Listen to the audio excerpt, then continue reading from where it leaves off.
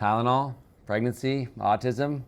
We're about to dip our feet in the waters, and it's chilly in there. Don't say Tylenol, say acetaminophen. Acetaminophen, still chilly. Yeah. Welcome to Talking with Docs. I'm Dr. Brad Weenie. I'm Dr. Paul Salzman. Hot topic. Right. Hot topic. This is kind of a follow-up on the video that we made before, looking at Tylenol, acetaminophen, versus ibuprofen. And I think because historically, throughout med school, everyone said, oh, Tylenol's 100% safe, no risk.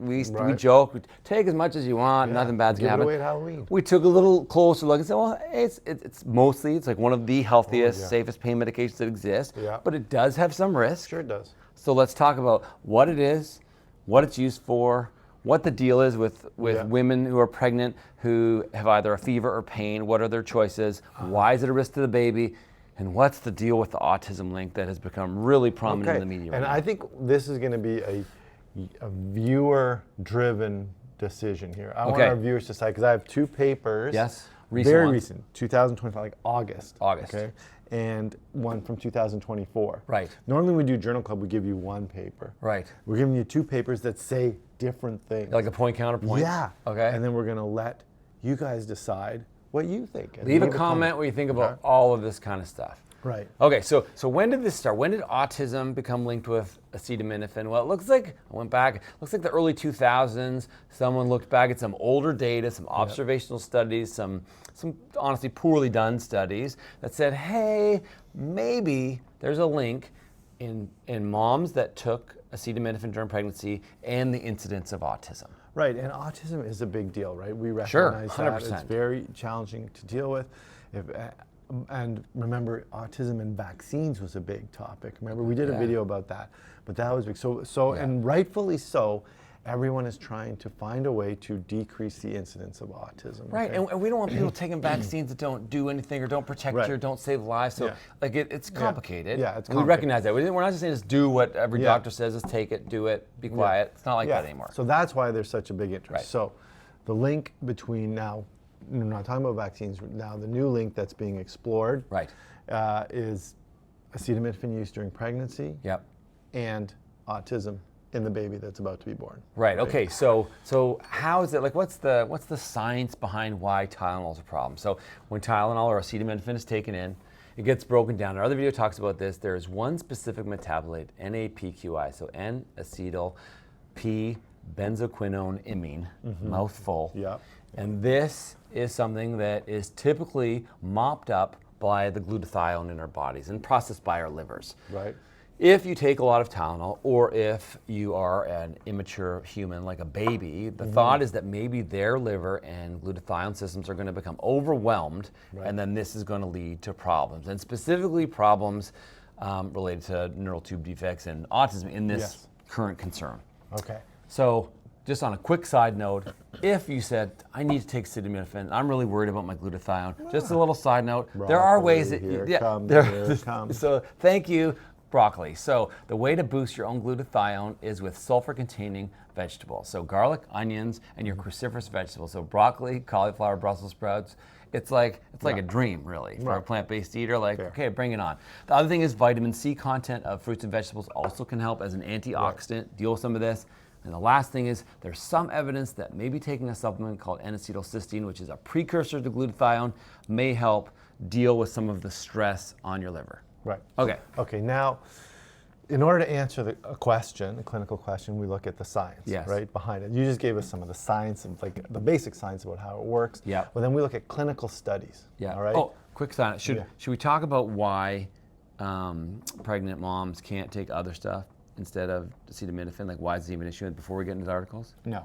Okay. Okay, I'm just kidding. Okay. Yeah. Okay, so some people are like, well, listen, okay, fine. I'll push the acetaminophen to the side. Why can't it just take, ibuprofen or aspirin? So it's a very, very specific reason. So cyclooxygenase is an enzyme that is in the inflammatory pathway that is typically blocked by most anti-inflammatories, different levels in different parts of the pathway, but it really ultimately all leads to reduced prostaglandin synthesis and reduced prostaglandin activity. So in the first trimester, if you block this pathway, it sometimes or has been shown to potentially lead to a miscarriage in some studies. But more importantly, in the third trimester, when you are an immature fetus in the womb, the blood that comes to your body does not go to your lungs to get oxygenated because your lungs aren't working yet because you're literally in a swimming pool. So what it does, it goes through something called your patent ductus arteriosus, or your PDA. It's a tiny little vessel that goes from your pulmonary artery that leads to the lungs, and it bypasses the lungs and goes straight to your aorta. So it doesn't even go to the left side, it goes straight to the aorta. So the PDA has to stay open until you're born. If you take anti-inflammatories and reduce the prostaglandins, this can close, and then this can obviously cause severe problems, including potentially preterm birth, low birth weight, reduced amniotic fluid, and potentially death. So we got to keep that thing open, and then once you're born, prostaglandins normally go down, and then it closes on its own. I like my first answer better. No. So don't talk about. Not to mention the strain on the mother, the pregnant mother, because as we know, anti-inflammatories can affect the kidneys, right? It can affect your blood pressure. Stomach lining. And they can decrease your clotting ability, so bleeds and things like that. So for a whole host of reasons, you're not taking NSAIDs. So this is why we need to figure out if acetaminophen is safe, because it's been a good historical, good player in pain control and reduction of fever. It's a big deal. Not to mention that fevers are very bad for us. Right. So you might say, oh, well, if there's something wrong with taking, even just in case there's something wrong with taking acetaminophen, write it out. Just don't take acetaminophen. Just stop. Are you doing any harm by doing that? If it's not true, if I tell you don't take acetaminophen while you're pregnant because it's bad for you, if that's not true, but I tell you that, you definitely could do damage. But having a persistent fever related to the potentially an infection, it's very bad for you. And bad for the baby. It's harmful advice. If it's not true.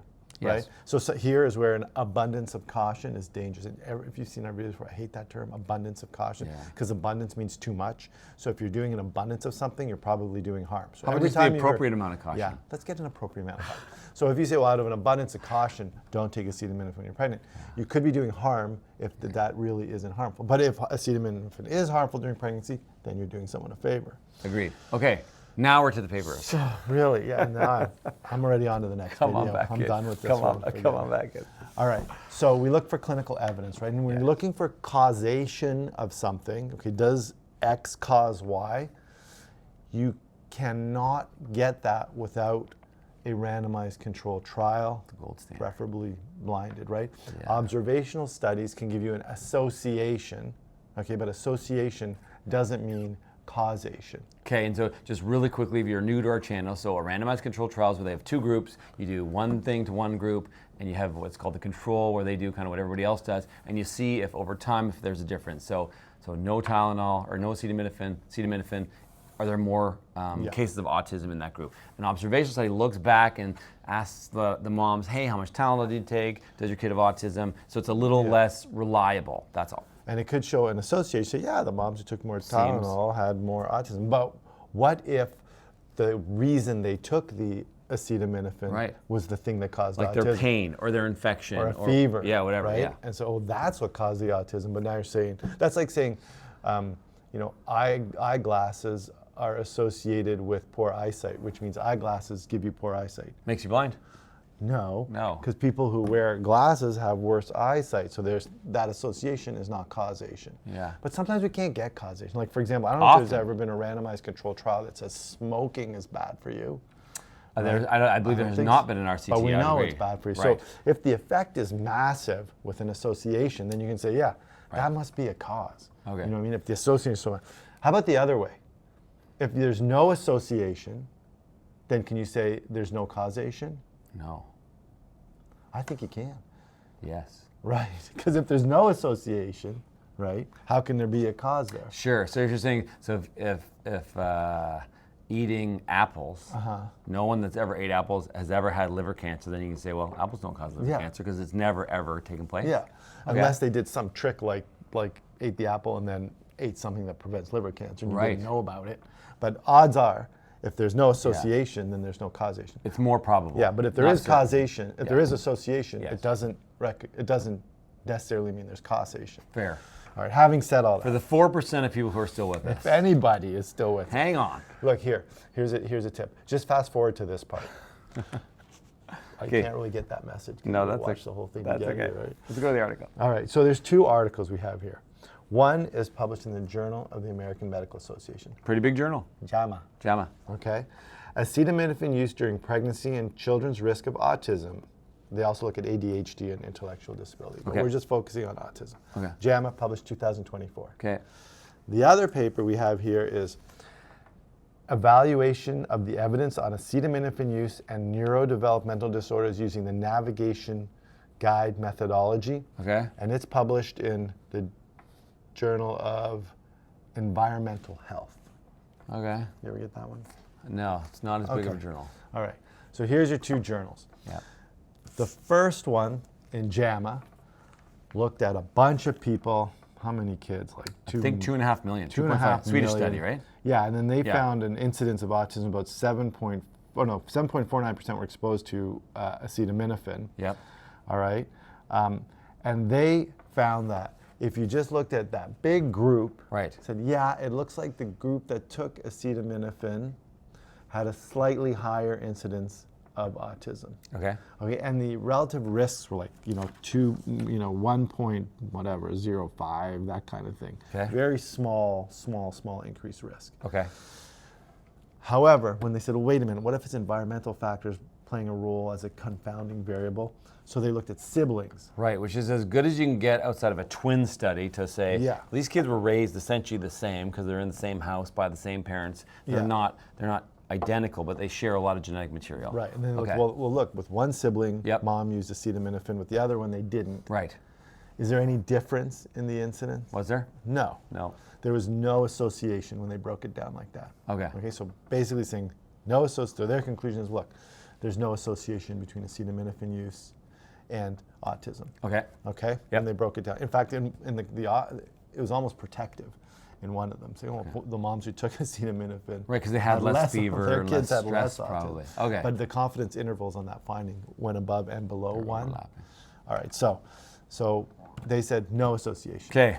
Then you have Any conflicts in that? Authors making money about? Oh, we'll get to that. We'll Okay, get to that. okay. And the other paper, I'm just saying what the paper said. Got it. This one, the evaluation of the evidence. So this paper didn't do any original experiments themselves, but they looked back at a bunch of papers that were done, starting over 25 years ago. Which still could be a very useful way to could be. glean scientific information. Like Yeah. that strategy alone is commonly used and very useful, Yeah. But remember, older papers Yeah. don't give you the same quality of evidence as newer papers. Agreed. Typically, right? Yep. Older data. Sure. Just like medicine has changed the way we treat people, same way the way we research. It's Right. changed over the last 30 years. Okay. However, they used some old papers and some recent papers and just tried to pool all the results together. Yep. And they came and said, no, wait, from the stuff we've looked at, there is an association. They found 46 papers,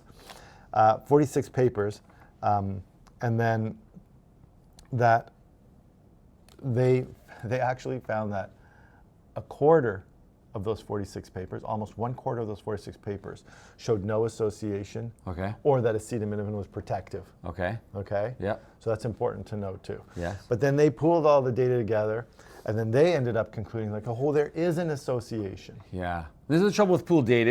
It can Okay. help find some smaller changes if they're consistent. Yeah. That's good. But Yeah. sometimes it can make it Yeah. more confusing because if some said no, some said yes, you kind of come closer to the middle. Right. It's tricky. So now we're going to let you guys decide which one you believe more, and we'll go through.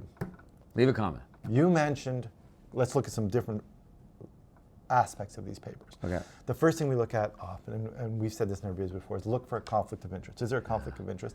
And good journals nowadays publish that. They make you put in your conflicts Yeah. of interest. Okay, so the authors in this one, the JAMA article that said there's no association, I think one or two authors were involved in startup companies looking at food supplements or nutraceuticals. But they're not like stockholders or founders of acetaminophen. No. If someone worked for a company that makes acetaminophen, Right. I'd be worried or something like Agreed. that. None of that's happening here. Right. However, the senior author, or the last author in this paper in the Journal of Environmental Health, Yep. is involved with class action lawsuits against the makers of acetaminophen. He's an expert witness. So what that means is he's being paid by lawyers to provide evidence, which is fine. I do that. I'm an expert witness Sure. very often. That's part of how we settle these lawsuits. However, you decide if you think that is a conflict of interest. Is it a conflict of interest for the author of this paper also to be paid for by lawyers to produce evidence Right, and some people would say, well, if he just believes it's the truth, if it's the truth, then hey. That's why he's the expert witness. If you're an expert witness saying that smoking causes lung cancer, no one's going to get mad at you because, hey, you're an expert witness. Well, it's because... I don't know. I don't know if it's right. The best person who can decide if this is a conflict of interest is you. Agreed. I'm chair of our I agree with you. Chair of our research ethics board, and the board is not a bunch of doctors. The board is, I'm the only doctor on it. We have lawyer, we have pharmacists, we have members of the community, nurses. It's a whole bunch of people like you, the viewers, to decide if something's ethical or not. So you decide. Is the fact that that author is paid by lawyers to produce evidence that acetaminophen is bad for you, that's up to you. So that's the first thing. The second major difference between these two papers is where they're published. Sure. So Journal of American Medical Association is a highly respected, very difficult to publish in that. It's like a tier 1 journal. It has an impact factor in the 50s, 55. Impact factor measures how impactful their research is. Journal of Environmental Health has an impact factor of 5. Okay, so 10 times less impactful. Yeah, and it's kind of weird paper to be putting in environmental health, because this paper, I looked at this paper and what's their MO? They look at the environment and the impacts of environment on health. That's kind of what this journal is about, not so much pharmaceuticals. So if I did this research that showed that there was association, I'd be looking to publish it in JAMA. You might shop it around at JAMA. New England Journal of Medicine, pharmacology journals. And what happens is when you do research, you send the paper in, and then the editors, they look at it and they're like, sorry, A, it's not kind of our thing, or B, it's not a good enough paper for us to put in our journal. Right. Yeah. So that's another major thing that sort of... It's a red flag. Yeah, well, it's up to you to decide. Maybe it is great research and they just wanted to publish it in this smaller, less impactful journal, maybe. And then the other difference is this is actual research that these people did. They looked at subjects and they measured a difference. Okay? It's still retrospective, still looking for association. It's not a randomized controlled trial. This one just pulled together data from previous papers, but the data they pulled together isn't the same. Like every paper that they're pulling together wasn't written the same way. They didn't look at the same outcomes. Right. The definition of autism was different. Right. Some of these looked at continuous variables, and other ones looked at discrete variables. And despite all the differences in those papers they pulled together, they still tried to pull them together, which is kind of a major flaw in it. And I thought, well, I wonder, since this was written in 2024, this was written in 2025, did these guys include this paper in their study? I suspect they didn't. They did. Oh, they did. They did. However, they included both aspects of it. They included the big gross data where they didn't correct for siblings. Right. And then they, as another paper, they included the one with siblings. Okay. Okay, and then keeping them separate instead of just taking the refined data and including that. Okay? So where does that leave us, Paul? Well, and the other thing is, remember, almost a quarter of these papers that they reviewed said there's no association or acetaminophen is protective, yet their findings still said, oh, there's association, acetaminophen during pregnancy is bad. So that makes you wonder, too, how can a quarter of the papers you found say otherwise to what you're saying? Agreed. So having said all that, you guys have to decide what you think the truth is. Oh, and the other thing is these authors, remember, these are the authors of the paper. In their conclusions, they say themselves, kudos to them for saying, hey, look, observational limitations preclude definitive causation, meaning we can't prove causation. They said further research is needed to confirm these associations and determine causality, which is good.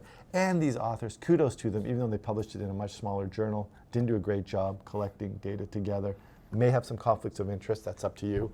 At least they do say untreated maternal fever and pain pose risks such as neural tube defects and preterm birth and other problems. And we recommend judicious acetaminophen use during pregnancy. So they actually recommend using it. Use acetaminophen if you got a fever. Yeah, okay. So those are the two papers. The other thing I would say is that all of the governing medical bodies like pediatrics, obstetrics and gynecology, and family medicine have all said, yeah, we still believe that this is safe. Everything in life, and particular medications, have measurable risk, but that the risk of not doing something is greater. Okay. So that their recommendations have not changed. Okay. So, viewer, now we've given you the evidence. Yep. We've helped you critically appraise. And we're going to put links to these articles. You can read them yourself and take what you want from them. And then we want you to let us know what you think. Do you think the use of acetaminophen during pregnancy is safe, or do you think it is unsafe? And we don't want to give what we think or anything like that, although you might have gleaned it from the way we're talking. Sure. But really interested in what you, the viewers, think. And that's the idea of this channel, is we want to try and empower you to try and digest the research yourselves and make your own decisions. So we're going to put links to the 2 latest articles, one showing an association and one showing no association. And then we want you to tell us, do you think that acetaminophen causes problems during pregnancy? I'm exhausted. I need some acetaminophen. Well, it's bad for you. There you go. Perhaps. If you like this video, please like it, subscribe to our channel, leave a comment, and share it with someone that you think is kind of struggling with what to do with this type of situation. Most importantly, we want to advocate for the moms and the babies, right? Yeah. For sure, 100%. Yeah, that's a tough job. It is. Mom, having a baby. Oh. We respect you immensely. Shout out to the moms. Remember, you are in charge of your own health. See you next time.